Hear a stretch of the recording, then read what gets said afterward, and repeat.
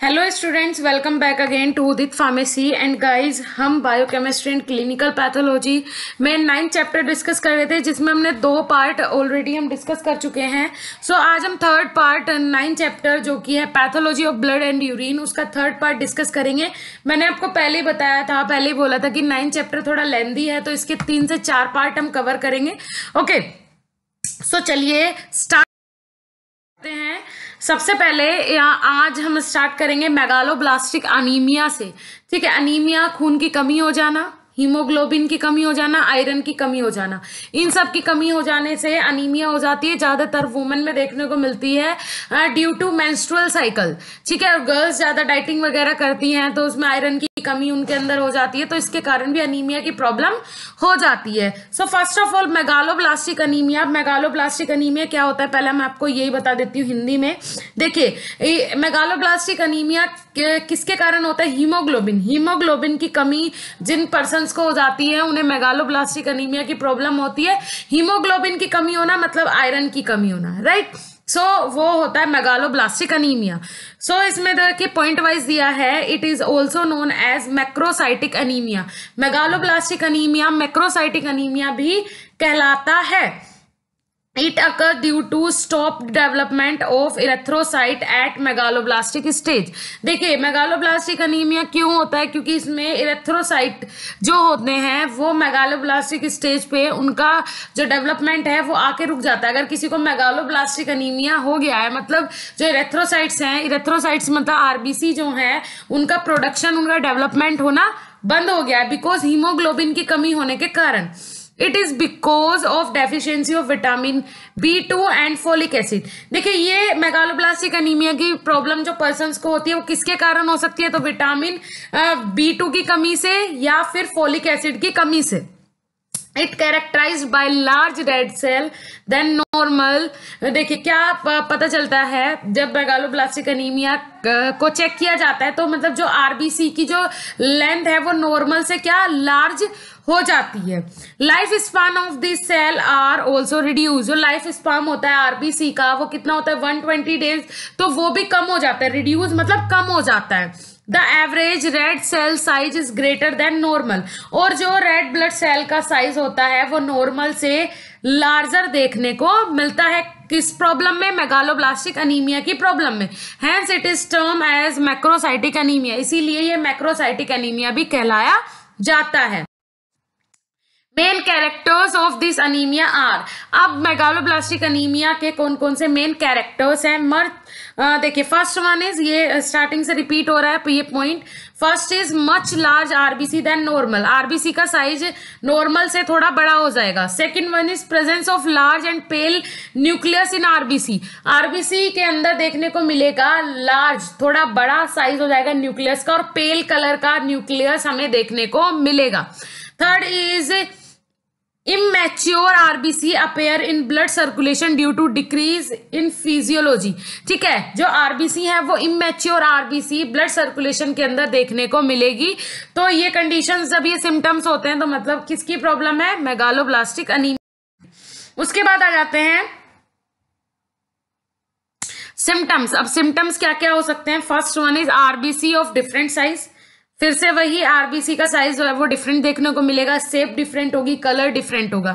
Second is RBC with large and pale nucleus. RBC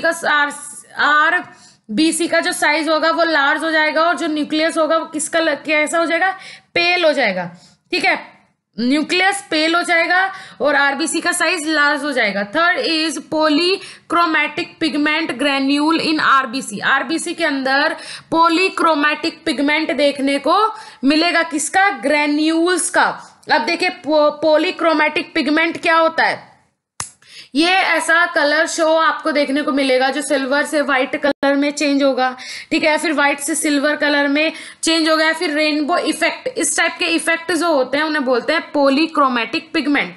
उसके बाद general nervousness. Generally nervousness feel होगी। ठीक है, जो पेशेंट है उसे जनरली नर्वसनेस फील होगी किसी भी काम, कोई भी काम करने में, किसी के सामने जाने में। Fifth one is sensation such as numbness and tingling. ठीक है, कुछ इस टाइप के सेंसेशन देखने को मिलेंगे। नंबनेस एंड टिंगलिंग का मतलब होता है सुन होना, कभी कभी ऐसा लगेगा कि पूरा शरीर उस पेशेंट का सुन हो गया है, तो ये सारे सिम्टम होते हैं।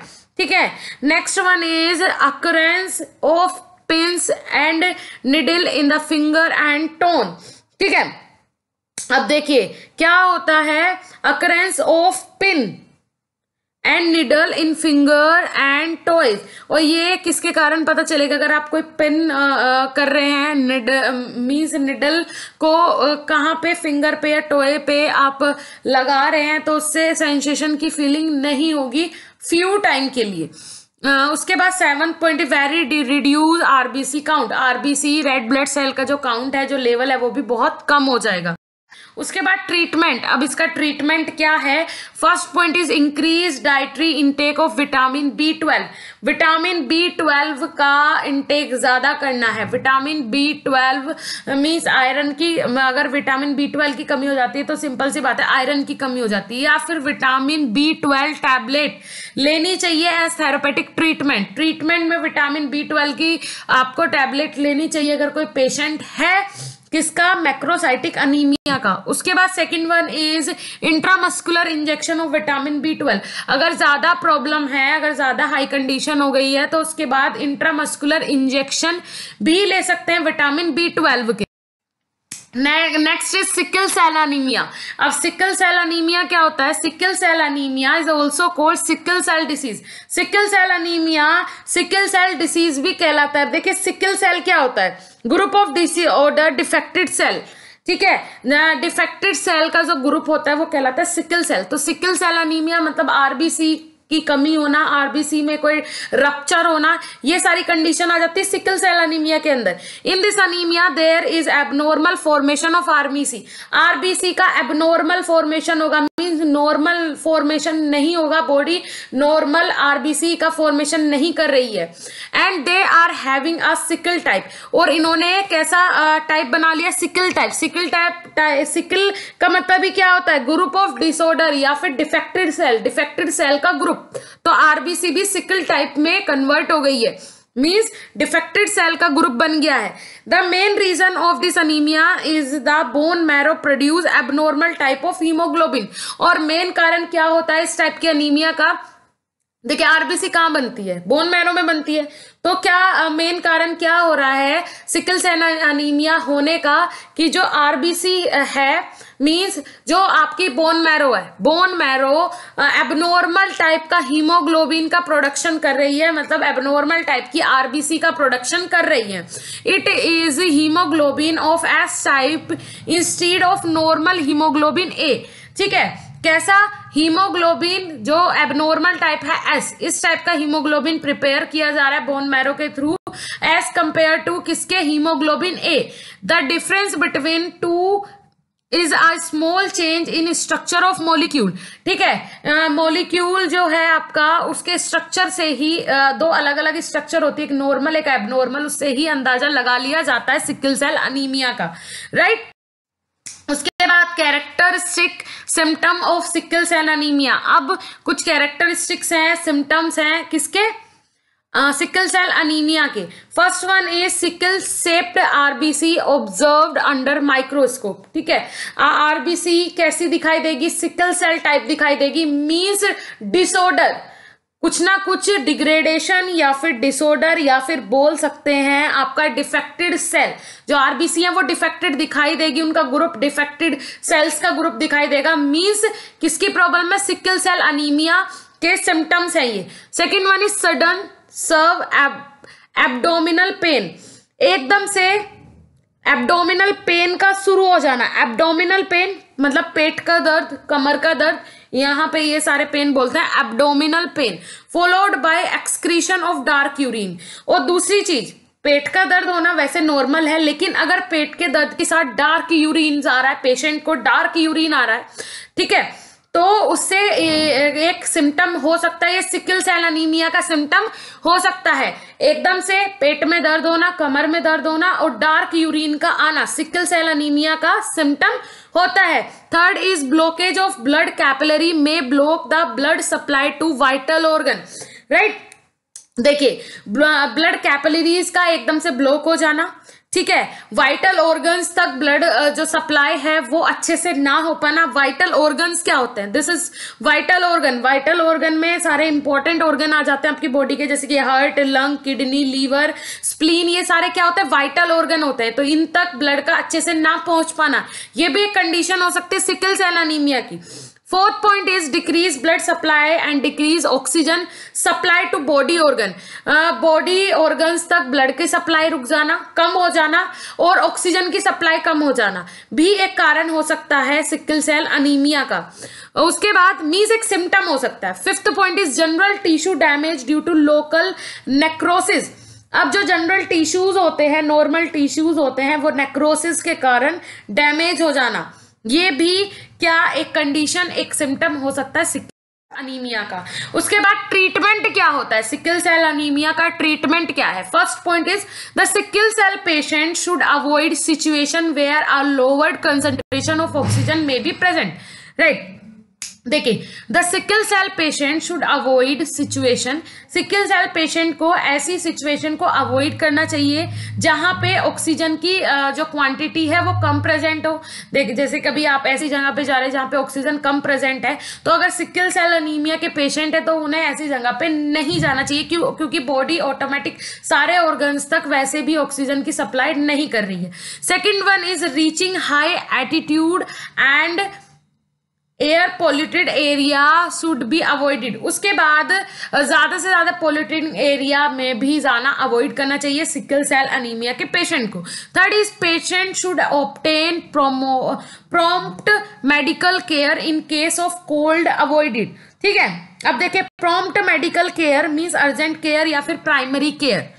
तो इस टाइप की जो बोल सकते हैं सिकल सेल अनीमिया के जो पेशेंट होते हैं उन्हें प्रॉम्प्ट केयर की जरूरत होती है, मींस इमरजेंसी केयर। तो इसकी भी सुविधा उन्हें पहले से करके रखनी चाहिए, ठीक। उसके बाद माइक्रोसाइटिक अनीमिया। अब माइक्रोसाइटिक अनीमिया क्या होता है? This is also called iron deficiency anaemia because the deficiency of iron cause the bone marrow to produce small red blood cell. देखिए, माइक्रोसाइटिक अनीमिया का मतलब होता है जो आपका जो बोन मैरो है वो स्मॉल आरबीसी का प्रोडक्शन कर रही है। मी जो नॉर्मल साइज होता है आरबीसी का, उससे छोटा साइज आरबीसी का जो सेल रप्चर हो रही है, ठीक है, आरबीसी का जो साइज है वो कम बन रहा है। किसके अंदर? Bone marrow. बोन मैरो क्या प्रोडक्शन कर रही है? प्रोड्यूस कर रही है स्मॉल रेड ब्लड सेल, ठीक है। RBC are pale and less in numbers. RBC किस कलर की होंगी? पेल कलर की शो होंगी, और दूसरी चीज उनका नंबर भी कम होगा, मींस लेस इन नंबर्स। जितनी आरबीसी का प्रोडक्शन होना चाहिए उतने आरबीसी का प्रोडक्शन बोन मैरो आपकी बॉडी नहीं कर पा रही है, ठीक है। तो ये कंडीशन होती है माइक्रोसाइटिक अनीमिया की। उसके बाद सेकंड पॉइंट है such anaemia is common in women. इस माइक्रोसाइटिक अनीमिया जो है वो कॉमन होता है वुमेन्स के अंदर, ठीक है, ज्यादातर लेडीज के अंदर माइक्रोसाइटिक अनीमिया देखने को मिलता है। देन इन मैन, उसके बाद मैन में, मतलब ज्यादा कॉमन होता है वुमेन के अंदर, उसके बाद मैन में देखने को मिलता है। And it is found common in Indian women. और ज्यादातर जो आपका माइक्रोसाइटिक अनीमिया है वो इंडियन वुमेन के अंदर ज्यादातर देखने को मिलता है। उसके बाद next point is the main cause of this anaemia is iron deficiency followed by bone marrow depression, right. जो मेन कोज होता है आपका माइक्रोसाइटिक अनीमिया का वो होता है आयरन डेफिशिएंसी। आयरन की कमी हो जाने से माइक्रोसाइटिक अनीमिया की प्रॉब्लम होती है। दूसरी चीज, जो बोन मैरो है वो क्या डिप्रेशन में अगर है, ठीक है, डिप्रेस्ड है, तो इसके कारण भी माइक्रोसाइटिक अनीमिया की प्रॉब्लम हो सकती है। Next is the iron deficiency may be due to. अब जो आयरन डेफिशिएंसी है वो किस किस के कारण हो सकती है, मींस माइक्रोसाइटिक अनीमिया कौन कौन सी कंडीशन के कारण हो सकता है। First one is dietary deficiency of iron. आपकी जो डाइट है उसमें जो आयरन की कमी है, ठीक है, आप अच्छे से आयरन नहीं ले रहे हैं अपनी डाइट में। Second one is hookworm infestation. अब हुकवॉर्म इन्फेस्टेशन क्या होता है? Infection of intestine, cause rash each due to loss of blood, ठीक है। अब देखिए ये क्या होता है, आपका जो हुकवॉर्म इन्फेस्टेशन होता है ये होता है आपकी इंटेस्टाइन में इन्फेक्शन हो जाना। अगर इंटेस्टाइन में इन्फेक्शन हो जाए तो उसे बोलते हैं, वो किसके कारण, देखिए जैसे कि बोल सकते हैं वहां पे आपको ईचिंग फील हो, या फिर लॉस ऑफ ब्लड, ज्यादा से ज्यादा ब्लड लॉस हुआ उसके कारण ये इन्फेक्शन हो सकता है। ठीक है, तो ये होता है hookworm infestation. Third is lack of HCl in stomach. अगर स्टमक के अंदर, आपके पेट के अंदर जो HCl मतलब हाइड्रोक्लोरिक एसिड की क्वांटिटी जो है वो कम हो गई है, उसके कारण भी माइक्रोसाइटिक अनीमिया की प्रॉब्लम हो सकती है। Where HCl is required for normal absorption of iron. ठीक है, क्योंकि HCl जरूरी होता है आयरन के एब्जॉर्प्शन के लिए। अगर आयरन का एब्जॉर्प्शन करवाना है तो उसके लिए HCl की क्वांटिटी मेंटेन होनी चाहिए, नॉर्मल होनी चाहिए स्टमक के अंदर। ठीक है, उसके बाद सिम्टम्स क्या क्या हो सकते हैं माइक्रोसाइटिक अनीमिया के। First one is abnormally small size RBC. RBC का जो साइज होगा वो नॉर्मल से कम होगा। ठीक है, कंटेनिंग वेरी लो हीमोग्लोबिन, और जो हीमोग्लोबिन होगा वो बहुत कम होगा, इसीलिए आयरन की कमी के कारण ही माइक्रोसाइटिक अनीमिया की प्रॉब्लम होती है। Second point is RBC of very pail colour. RBC का जो कलर होगा वो बहुत पेल होगा। Third is shortness of breath with exercise. Exercise अगर आप करते हैं और आपको बहुत ज्यादा ऐसा लगता है कि सांस ही लेने में दिक्कत हो रही है, सांस नहीं आ रहा है, अगर आप ज्यादा वॉक कर लेते हैं सांस की कमी हो जाती है, तो ये भी सिम्टम्स हो सकते हैं माइक्रोसाइटिक अनीमिया की। Fourth is faintness. फेंटनेस का मतलब क्या होता है, फेंट हो जाना मतलब कि गिर जाना, बेहोश हो जाना, मदहोश हो जाना। अगर ऐसा अचानक से होता है तो ये भी कंडीशन हो सकती है, ये भी एक सिम्टम्स हो सकता है माइक्रोसाइटिक अनीमिया का। Fifth one is headache. अगर किसी को ज्यादा सर में दर्द रहता है तो ये भी कंडीशन एक हो सकती है, अगर आप चेकअप करवाएंगे तो आपको माइक्रोसाइटिक की प्रॉब्लम हो सकती है। Sixth is total RBC count is very low. RBC count का बहुत ज्यादा कम हो जाना, ये भी एक सिम्टम हो सकता है माइक्रोसाइटिक अनीमिया का। उसके बाद seventh point is pail colour of skin and nails. Nails का कलर अगर पेल हो रहा है, स्किन का कलर पेल हो रहा है, तो ये भी एक माइक्रोसाइटिक अनीमिया की प्रॉब्लम हो सकती है, क्योंकि बॉडी में आयरन की कमी हो गई है और अनीमिया कोज हो गया है। ट्रीटमेंट क्या हो सकता है इसका, first point is iron therapy through proper diet. Iron therapy, proper diet के साथ आयरन थेरेपी एक मेन ट्रीटमेंट का पार्ट हो सकता है, किसका, माइक्रोसाइटिक अनीमिया का। Second is actually proper cause of iron deficiency is found out and patient is treated accordingly. ठीक है, दूसरी चीज आयरन की कमी हो जाने से क्या प्रॉब्लम हुई है, सबसे पहले ये पता होना जरूरी है कि हाँ माइक्रोसाइटिक अनीमिया की प्रॉब्लम हुई है और वो आयरन की कमी से हुई। अगर ये पता चल जाता है तो प्रॉपर डाइट लेने से कंट्रोल में अनीमिया आ सकता है। उसके बाद हेमोलाइटिक अनीमिया। अब हीमोलाइटिक अनीमिया क्या होता है, it is the condition of abnormal destruction of RBC in blood called haemolysis. Right, देखिए ये एक ऐसी कंडीशन होती है जिसमें आरबीसी का क्या हो जाए, डिस्ट्रक्शन हो जाए। डिस्ट्रक्शन का मतलब क्या होता है, खराब होना। ठीक है, आरबीसी डिस्ट्रैक्ट हो जाए, डिस्ट्रक्शन हो जाए आरबीसी का, वो कंडीशन कहलाती है हीमोलाइसिस। आरबीसी बन रही है, सही बन रही है, लेकिन बनने के बाद वो डिस्ट्रैक्ट हो रही है, मतलब उसका डिस्ट्रक्शन हो रहा है, तो ये कंडीशन कहलाती है हीमोलाइटिक अनीमिया। सच डिस्ट्रक्शन में अकर इन ब्लड स्ट्रीम, और ये कहाँ, ब्लड स्ट्रीम में आने के बाद, जब आरबीसी ब्लड में पहुंच जाती है उसके बाद आरबीसी का डिस्ट्रक्शन हो रहा है। ठीक है, तो ये कंडीशन क्या कहलाती है, हीमोलाइटिक अनीमिया कहलाती है। अब इसके कॉजेज और रीजन क्या हो सकते हैं, कारण क्या क्या हो सकते हैं हीमोलाइटिक अनीमिया के। First one is poisoning by various substances like lead, mercury, arsenic etcetera. कोई ऐसा पर्सन है जो कि कंपनी में काम करता है, ठीक है, किसी इंडस्ट्री में काम करता है, वहां पे वो डेली ऐसे सब्सटेंसेस से ट्रीट करता है, जैसे कि लेड हो गया, मरकरी हो गया, आर्सेनिक हो गया, डेली इनके बीच में काम कर रहा है, तो वो उसके बॉडी के अंदर जा रहा है, तो इसके कारण पॉइजनिंग हुई और हीमोलाइटिक अनीमिया की प्रॉब्लम कोज हुई। आरबीसी बन रही है सही, बोन मैरो में सही आरबीसी बन रही है, साइज सही है, लेकिन क्या हो रहा है, डिस्ट्रक्शन हो रहा है ब्लड में आने के बाद। उसके बाद second one is toxin produce by bacteria called streptococcus हीमोलाइटिकस।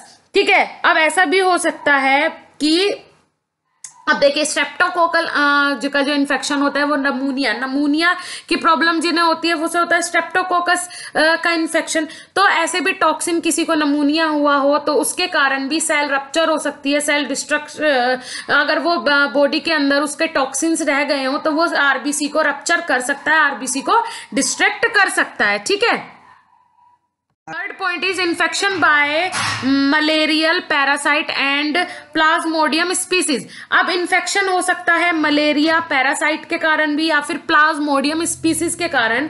अगर कभी इन्फेक्शन हुआ हो प्लाज्मोडियम का या फिर मलेरियल पैरासाइट का तो उसके टॉक्सिन्स अगर बॉडी के अंदर बच जाते हैं तो उसके कारण भी क्या हो सकती है, पॉइजनिंग हो सकती है और आपका हेमोलाइटिक अनीमिया की प्रॉब्लम पेशेंट को हो जाती है। Fourth is RBC destruction due to cancer और मैलिग्नेंसी। अब आरबीसी का डिस्ट्रक्शन किसके कारण हो सकता है, कैंसर के कारण, मैलिग्नेंसी के कारण। ठीक है, अगर किसी पेशेंट को कैंसर की प्रॉब्लम है तो उसके कारण भी आरबीसी का डिस्ट्रक्शन हो सकता है। और दूसरी फर्दर कंडीशन, दूसरी फर्दर डिसीज हीमोलाइटिक अनीमिया की प्रॉब्लम भी पेशेंट को देखने को मिल सकती है।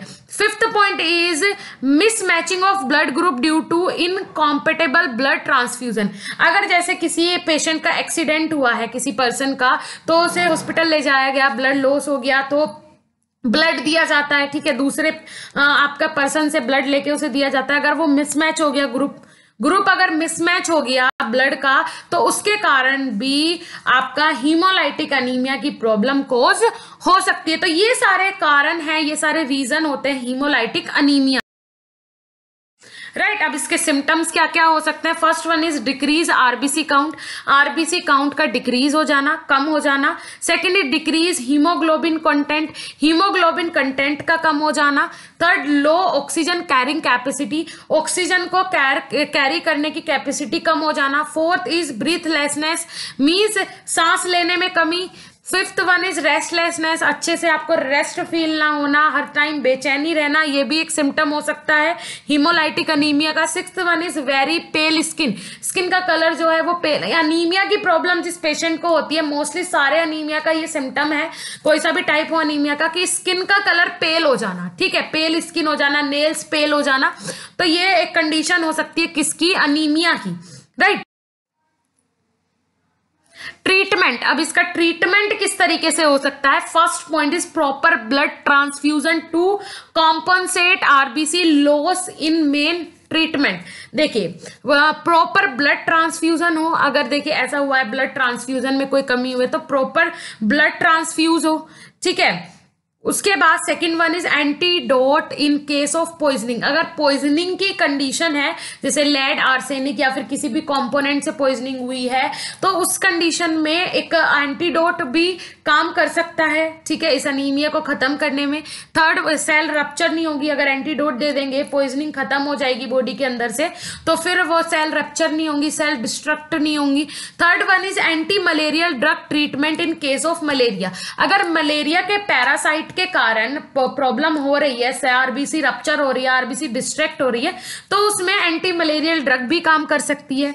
Fourth point is avoiding blood group mismatching during transfusion. देखिए अगर आप ब्लड ग्रुप ब्लड ट्रांसफ्यूजन के टाइम ब्लड मिसमैचिंग को अवॉइड करें, पहले से ही पता करें कि हाँ मिसमैच तो नहीं है, ब्लड मैच है पूरी तरीके से, सारी एंटीजन एंटीबॉडी सब क्लियर करके ही ब्लड को ट्रांसफ्यूज किया जाए, तो ये भी एक प्रिकॉशन का हिस्सा हो सकता है। उसके बाद fifth point is preventing major for streptococcal infection. ठीक है, उसके बाद अगर किसी को स्ट्रेप्टोकोकल इन्फेक्शन पहले हुआ था तो उसे पूरी तरीके से उसके इन्फेक्शन को बॉडी से खत्म किया जाए। अगर नहीं किया जाता है तो वो धीरे धीरे सेल को रैप्चर करता है, आरबीसी को अफेक्ट करता है, आरबीसी को डिस्ट्रैक्ट करता है। ठीक है, तो ये सारी ट्रीटमेंट का पार्ट्स हैं अलग अलग कंडीशन में, कि किस कंडीशन अगर पॉइजनिंग है तो एंटीडोट दे सकते हैं, ब्लड ट्रांसफ्यूजन के टाइम ध्यान रख सकते हैं। तो ये सारी चीजें अलग अलग कंडीशन के अकॉर्डिंग है। ओके, उसके बाद आ जाते हैं haemorrhagic anaemia. Haemorrhage anaemia means, haemorrhage means क्या होता है? Haemorrhage means blood loss due to any reason, किसी भी रीजन के कारण अगर ब्लड लॉस हुआ है बॉडी से, जैसे कि किसी का एक्सीडेंट हुआ है और बहुत ज्यादा ब्लड लॉस हुआ है, तो इसके कारण भी हेमोरेज अनीमिया का प्रॉब्लम, हेमोरेज की प्रॉब्लम हो सकती है। So can result in condition called haemorrhagic anaemia. तो ये जो रिजल्ट देखने को मिलता है, जैसे कि एक्सीडेंटल केस है या फिर कोई अदर कंडीशन है जिसके कारण बहुत ज्यादा बॉडी से ब्लड लॉस हो गया है, तो उसे हेमोरेज की प्रॉब्लम हो सकती है उस पेशेंट को, और वो कहलाता है हेमोरेजिक अनीमिया, राइट। इसके कॉजेज और रीजन क्या हो सकते हैं, कारण क्या क्या हो सकते हैं? First one is peptic ulcer of saved bleeding और टू ब्लड वोमिट। ठीक है, अगर किसी को पेप्टिक अल्सर की प्रॉब्लम है, ठीक है, उसके कारण सर ब्लीडिंग हो रही है, ज्यादा अल्सरेशन हो गया है, उसके कारण ब्लीडिंग आ रही है, या फिर ब्लड की वॉमिटिंग किसी पेशेंट को हुई है, ये कारण हो सकता है। Second one intestinal ulcer of sir degree leading to blood loss through stool. ठीक है, अगर किसी को इंटेस्टाइनल अल्सर है, उसके कारण बहुत ज्यादा ब्लड लॉस हुआ है स्टूल में, जो आप सुबह फ्रेश होने जाते हैं तो स्टूल में अगर ज्यादा से ज्यादा फीसिस के साथ ब्लड लॉस हुआ है, तो इसके कारण भी हेमोरेज की प्रॉब्लम हो सकती है। Third one is Dysmenorrhea is abnormally heavy bleeding during menstruation in women। ठीक है, अब देखिए क्या होता है,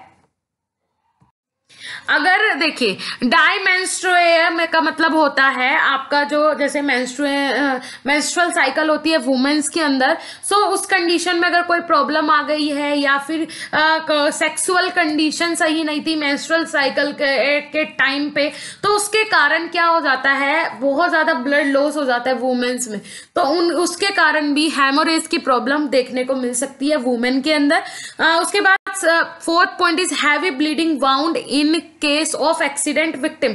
अगर किसी का एक्सीडेंट हुआ है, ज्यादा बड़ा एक्सीडेंट हुआ है, ठीक है, सीरियस एक्सीडेंट हुआ है, उसके कारण भी ब्लड लॉस हो जाता है पेशेंट का, उसके कारण भी हेमोरेजिक अनीमिया या फिर हेमोरेज की प्रॉब्लम हो सकती है।